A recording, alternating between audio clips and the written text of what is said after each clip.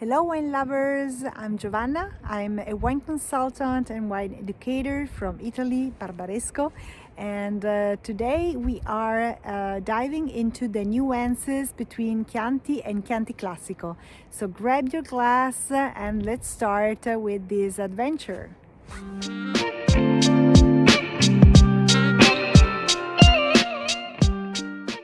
So let's start with the Chianti. Is the name synonymous for Italian reds.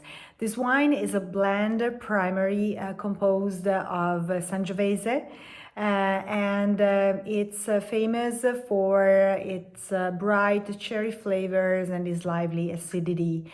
And it's very versatile and it's perfect for everyday enjoyment.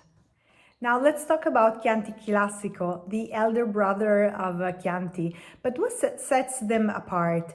First of all, the location. So the Chianti Classico comes from a smaller, more defined area, which encloses only 8 villages.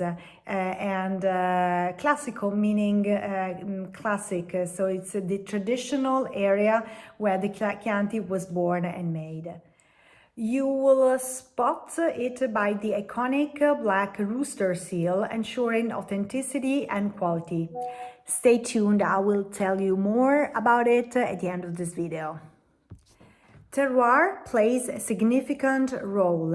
As a matter of fact, the Chianti Classico vineyards are higher than the Chianti and they benefit from a very peculiar soil, and therefore this provides more complexity to the wine and a richer expression also of Sangiovese with elegant notes of black cherry and spices. And by the way, by law, the Chianti Classico needs to have at least 80% of Sangiovese with 12 ABV, whereas Chianti 70% of Sangiovese and at least 10% alcohol by volume. And now back to the rooster. So the black rooster, now symbol of Chianti Classico, is linked to a legend that dates back to medieval times, where Siena and Florence were fighting over supremacy over the Chianti area.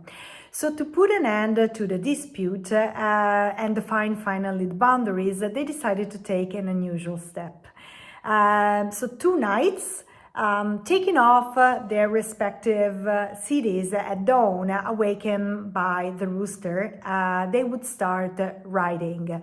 So the boundary would be set at the point where they met. So while the Senesi chose a white rooster and well-fed, the Fiorentini chose a black rooster unfed.